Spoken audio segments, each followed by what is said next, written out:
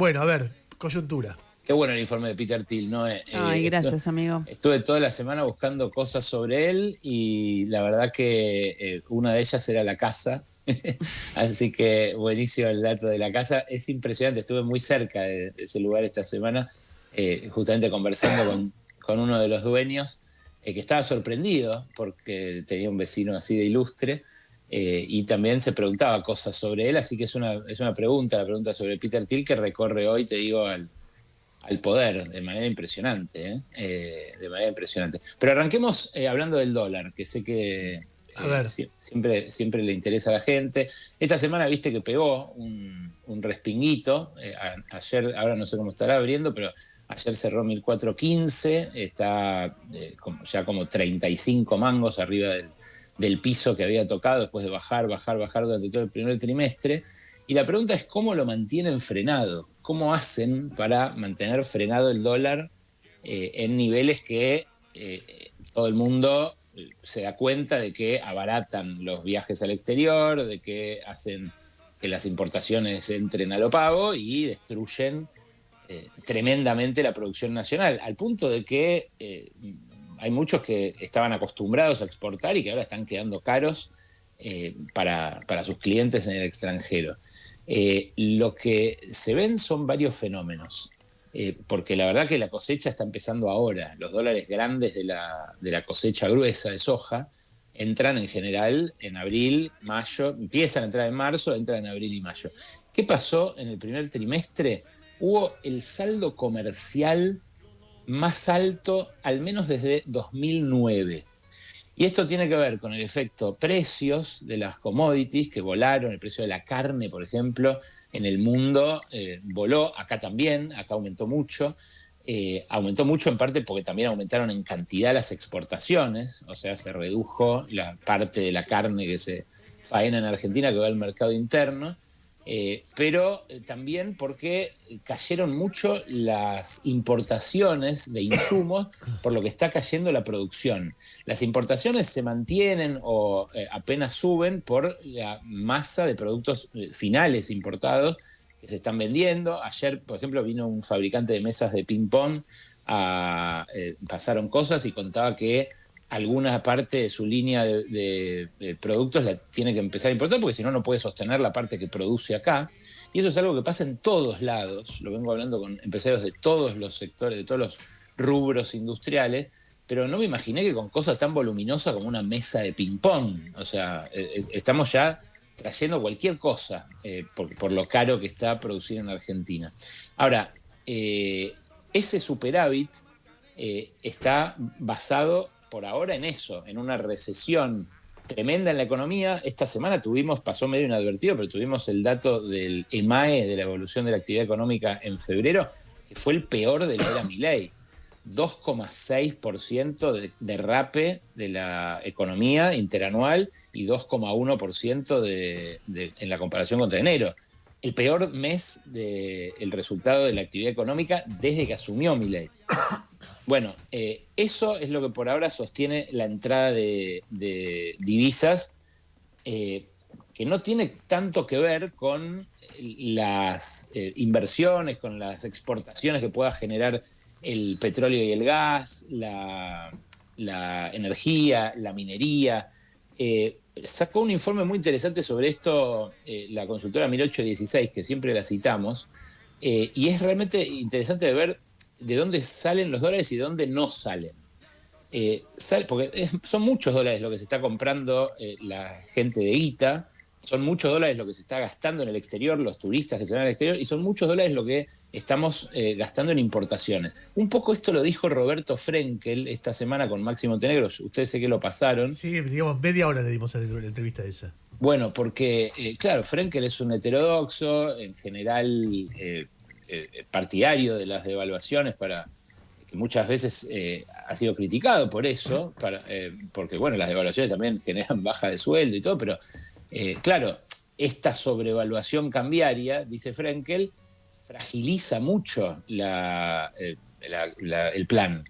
Y cuando vos mirás estos números te das cuenta de que es así. En el primer trimestre entraron 5.500 palos verdes, como te digo, el superávit comercial más grande desde 2009.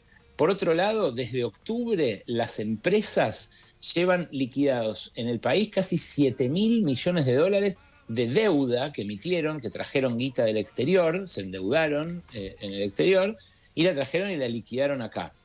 Hay otros 3.500 palos verdes que dieron los bancos en préstamos a empresas locales que toman el préstamo en dólares y que obviamente de inmediato lo liquidan para gastarlo, porque son préstamos para la producción, que además son caros y que tienen que devolver con intereses. Entonces, toda esa oferta es la que sostuvo el dólar hasta ahora, que empiezan a entrar los dólares de la cosecha, pero es toda oferta de dólares que hay que devolver. O sea, los Sí, que sí, vienen... una empresa que toma un crédito a 5 años, el año que viene tiene que devolver el 20% del crédito que tomó. Exactamente. Entonces, la pregunta es por el RIGI, por los proyectos de inversión locales que les dieron tantos beneficios para instalarse en el país. Hay proyectos, los mostró la semana pasada el vicepresidente del Banco Central, Werning, en Estados Unidos, sacó pecho, hay un montón de proyectos y yo, pero mirá el gráfico que publica 1816. Desde enero del año pasado implican ingresos netos por 760 palos verdes, que apenas llegan a compensar el giro de dividendos de las multinacionales de este primer trimestre del año. Sale más de lo que entra en términos de inversión. Exacto, exacto. Las inversiones subsidiadas con la guita de todos nosotros, que se les perdona impuestos en los sectores dinámicos de la economía, que son los que no generan empleo, terminan trayendo muy poca guita al país. Ahí lo que tenés es el ingreso neto después de, justamente sumar y restar bienes, servicios, deuda. Lo que se ve es que... por ahora están sosteniendo al dólar de prestado. Y por eso, me parece a mí, reaccionó esta semana también el mercado no muy favorablemente a la guita que consiguió Caputo la semana pasada en Washington, pues subió el riesgo país toda la semana, al margen de lo que está generando la guerra, que ahora tenemos cada vez más cerca. En este momento está en 553, o sea, ayer había cerrado en 547 y sigue subiendo, y sigue subiendo, ¿no? Toda la semana subió y por eso te digo, puede ser una reacción de los prestamistas que esperaban que Caputo fuera a tirarles de la manga este año y que dicen, bueno, no, evidentemente va a venir la guita por otro lado y no sé cómo tratarán los vencimientos. Nadie duda que Caputo va a pagar los vencimientos hasta el último sobre la sangre, el sudor y las lágrimas de todo el resto de la Argentina, pero... sí empiezan a pensar si van a ser ellos los que financien la transición. ¿Sabés qué? Espera, déjame volver a la cuenta, porque vos estás diciendo que entró guita por préstamos a empresas, entró guita, el primer toco decías que hubo...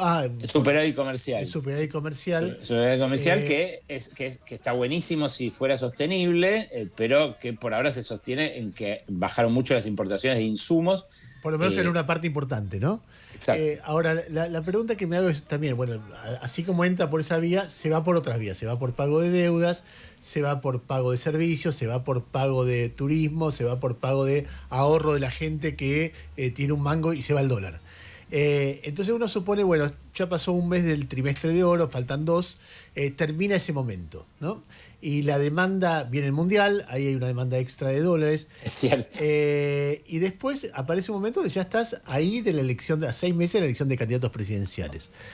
¿Cuál es el fantasma que da ahí dando vuelta respecto de esto? Que entre que se terminan los dólares de la cosecha, la exigencia de pago de deuda y la exigencia de ahorro individual, formación de activos externos, como dicen, más el turismo que viene después, genera una tensión, pero además a esa tensión se le agrega la incertidumbre electoral. Y si el gobierno, siempre se dijo, si el gobierno no logra financiación en los mercados, es decir, que esos 550 de riesgo país bajen por debajo de 300, no lo logra, vas a tener un quilombo que va a durar un año largo, porque ante la incertidumbre, todo aquel que puso algo de guita la va a sacar, o va a tender a sacarlo. No imagino en eso, nadie imagina una explosión de un dólar descontrolado que se vaya a 3.000, pero con que el dólar se devalúe un 30%, tenés un impacto muy fuerte sobre la inflación y la sensación de desmanejo. No sé, hoy veía notas de Wall Street Journal y del Financial Times los dos medios que más miran los que invierten de afuera en la Argentina, y los dos diciendo, la Argentina está en problema de nuevo, alta inflación, recesión, escándalos de corrupción, y caída en las encuestas. Entonces todo eso va armando una historia que, a ver, para los que son, viste que siempre hay el lado judío de la economía, que es el que se preocupa más, que es el mío, y el lado goy que dice, tranquilo, no pasa nada. Bueno, los judíos de la economía dicen, explota todo, y los goy dicen, tranquilo. ¿Qué ves vos de eso? Yo lo que veo es que están más pendientes los que ponen un mango en Argentina, que igual son en general posta pocos y en sectores muy de enclave. Pero de lo que están pendientes es de la elección de Estados Unidos, no de la de acá. Me parece, lamentablemente, es horrible decir esto, pero lamentablemente se decide mucho más sobre nuestro futuro en la elección de este año de medio término de Trump, que puede después ser iniciado un juicio político para destituirlo, que en las elecciones presidenciales del año que viene de acá, porque si Trump llega entero al final de su mandato, bueno, lo vimos con esto que acaba de contar Noé de Malvinas, va a hacer lo que quiera con nosotros. Se está empezando a configurar ya un desembarco. Yo decía ayer cómo me impresiona que Peter Thiel vea al presidente siendo como es el zar de la cibervigilancia mundial en una Casa Rosada vaciada de periodistas, que los dueños de los medios no digan nada al respecto y que en simultáneo tengamos a un pastor electrónico que vive en Miami dando entrevistas en todos los medios y ejercicios militares conjuntos con las fuerzas de Estados Unidos, un portaaviones, un destructor y qué sé yo, en toda la Patagonia. Y de repente pasó, ¿viste? Y el Congreso no aprobó la entrada de tropas extranjeras al país y hay 900 palos pesos para esas maniobras económicas. Entonces, a Milei, esta semana decía Diego Genú, muy lúcido en Radio Con Vos, fue a buscar con Caputo afuera el crédito que se le agotó adentro. Y claro, el crédito se lo sigue dando Trump a cambio de cosas como el viaje a Israel, como el alineamiento automático, como la reunión con Peter Thiel, los negocios que le puede abrir a Peter Thiel. La semana que viene esperan en ARSAT, los empleados de ARSAT, de la empresa de satélites del Estado argentino, una visita de Caputito que dicen puede llegar a ir con este magnate de la vigilancia mundial. Bueno, es eso lo que retribuye el apoyo financiero de Trump. Y el apoyo financiero de Trump va a ser infinito. Yo todas estas cuentas te las hago para que se entienda cómo sostienen el dólar así de barato y qué bomba de tiempo nos van a dejar después. No te digo que esa fragilidad lo pueda voltear a Milei, porque en definitiva a Milei lo que lo sostiene, más allá de toda fragilidad, es Trump.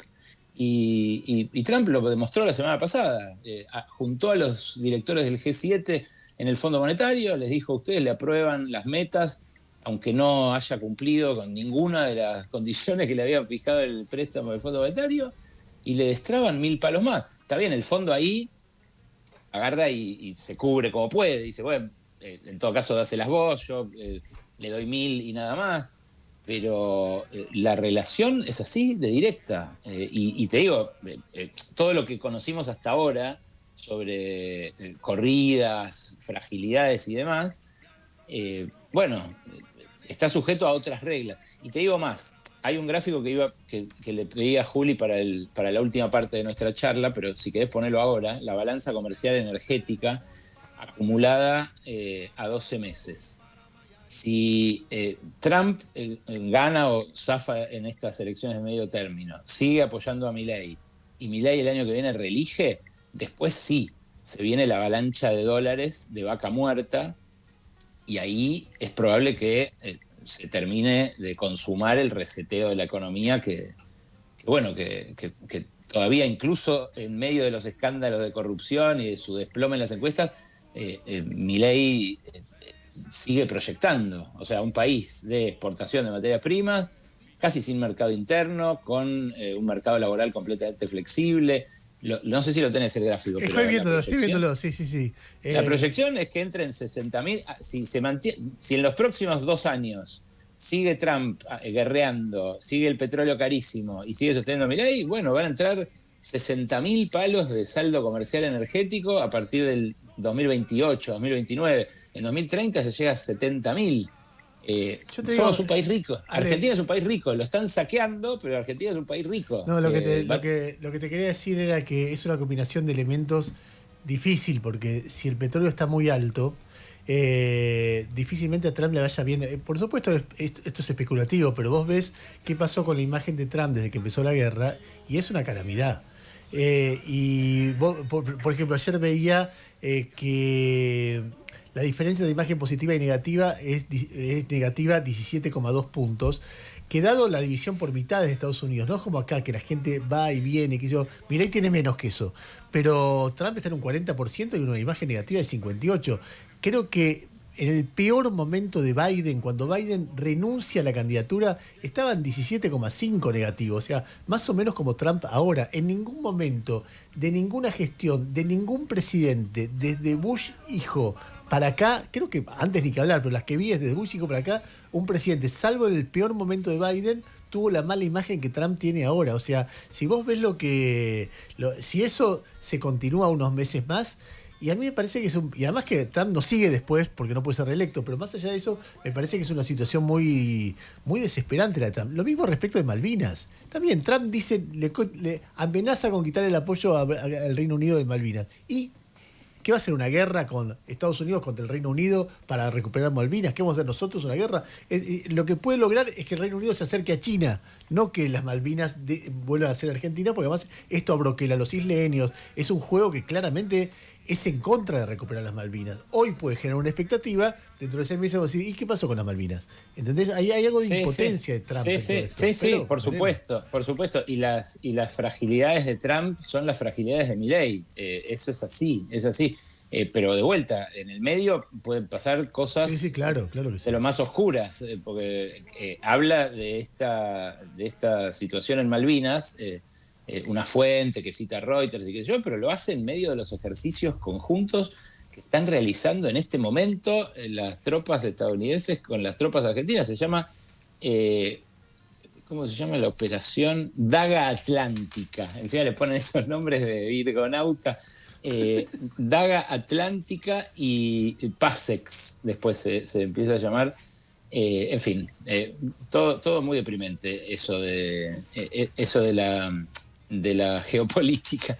Mira, vos sabés que estaba buscando mientras vos hablás un tuit de Santiago Caputo que cita a Milei ayer, donde dice así: Argentina necesita dar un salto cuántico, ¿viste esas palabras? Eso de virgonauta. Sí. Salto cuántico en materia de seguridad nacional, aunque a los zurdos les dé taquicardia. El lugar de nuestro país en el nuevo orden mundial, gracias a la oportunidad que nos está dando nuestro presidente Milei, se definirá por su capacidad de proteger, defender y promover nuestros recursos estratégicos. Quien quiera oír, que oiga. Yo estoy completamente de acuerdo que hay que proteger nuestros recursos estratégicos que ellos están entregando. Exactamente. Es decir, exactamente está diciendo lo contrario a lo que hacen. Hay que proteger los recursos estratégicos, por eso el RIGI hay que revisarlo, por eso la relación con Estados Unidos hay que revisarla, por eso la posición internacional de Argentina, único país en el mundo que tiene la posición respecto de Irán y Estados Unidos que tiene nadie, ninguno de los aliados históricos de Estados Unidos, nadie está en la posición que tiene Milei en este momento. En fin, veremos cómo sale todo esto, pero es un experimento realmente muy curioso. Bueno, hablando de esto, estuve justamente esta semana con varios empresarios muy importantes. Tuve la chance en CIPEC, por un lado, ahí en la cena que se hizo el lunes en el Centro de Exposiciones. Luego te decía, con otro importante zar de la energía, con el que estuve ahí en Barrio Parque toda una tarde. Te digo que la ven, están todos muy alarmados por el desplome en la imagen de Milei. Vamos con eso, si querés, que era lo que me guardaba para el final. Pero los dueños van por un mileísmo sin Milei. Te digo algunas frases que me dijo uno de ellos con el que estuve conversando largamente. Hay un desgobierno absoluto.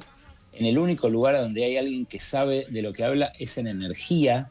Se refieren a Tetamanti y a Daniel González, que es el tipo que viene de YPF, que tiene Caputo ahí como número 2 para temas energéticos. Por supuesto que a los empresarios energéticos les gusta una política que recompuso tarifas, que hizo que subieran sus acciones un montón, que les permite apalancar justamente esto de tomar deuda en el exterior, que les permitió a Mindlin y compañía, por ejemplo, hacer una apuesta que a mí me parece de las más inteligentes del año, que es comprar una cementera.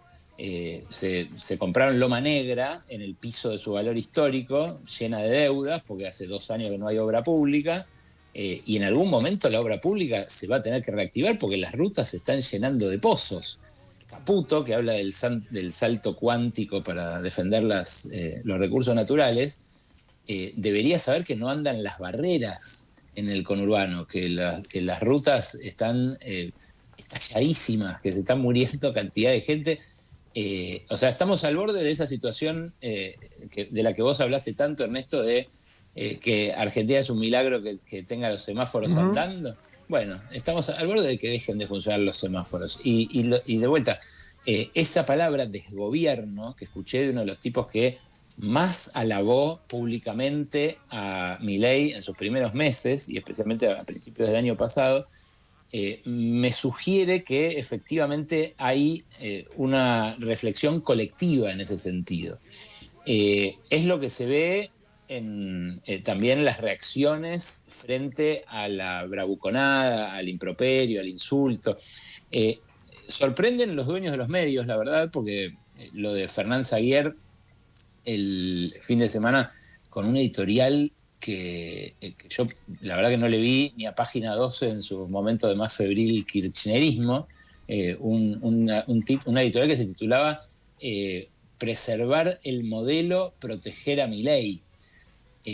Bueno, después de que lo insultó durante toda la semana pasada, después de que circuló que lo habían echado de Olivos con la seguridad, eso a mí me dicen ocurrió en agosto del año pasado, pero más allá del episodio, evidentemente lo que hay es una reflexión común de que Milei ya brindó el servicio que se esperaba de él. Y que de acá en adelante lo que debería haber es una hoja de ruta delimitada por Caputo y Milei, esto del el superávit fiscal o el equilibrio inviolable, que nadie se atreva a discutir los pagos de la deuda, que se abra la cuenta de capital y que el control de cambio se limite muy estrictamente a las empresas o eventualmente que vuele el cepo completamente, y están pensando en quién puede encarnar eso. De ahí que haya trascendido esta semana la reunión entre Paolo Roca y Mauricio Macri.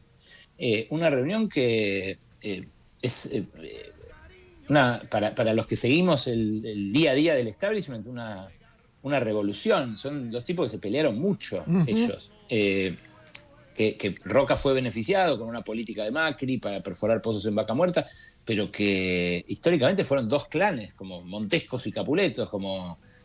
bueno, también Macri históricamente muy enfrentado con los Roggio de Córdoba.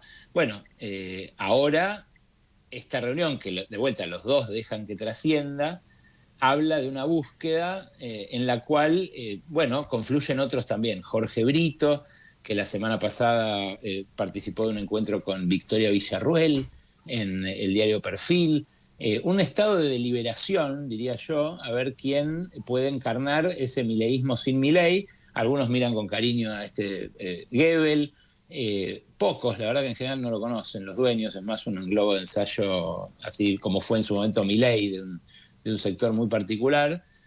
Pero en definitiva hay una búsqueda de un reemplazante. Se percibe que, bueno, todos se dan cuenta de que el desplome en su imagen es irreversible, que los escándalos de corrupción ahora calan hondo en la población y que además la justicia está dispuesta a avanzar con ellos. Hay que ver ahí también lo que se rompió cuando, bueno, intentó May, que fue ministro de Justicia. Claro. Ale, ¿sabes qué? Me da ganas de charlar la semana que viene, porque ya no tenemos tiempo, un poco de la relación del, espiritual, mental, ideológica de los empresarios, los grandes y los medianos con el peronismo. Esta semana yo tuve una nota con Julio Vázquez, el de los perfumeros, ¿viste? Que el tipo explica que está haciendo mierda todo, pero él lo apoya igual porque cree que es lo que hay que hacer en el país. Sí. Y me interesa ver, porque también está dando vuelta la idea de que Axel Kicillof es un candidato que podría ser presidente. Bueno, ¿cómo se paran internamente frente a esa posibilidad? ¿Creen que es comunista? ¿Creen que hay que frenarlo? ¿Creen que hay que negociar con él? Bueno, pero la semana que viene, si te parece. Sí, sí, obvio, obvio. Es un tema del que soy fan, así que ahí estaré. Dale. Abrazo enorme y buen fin de Ale. Chao, igual para ustedes.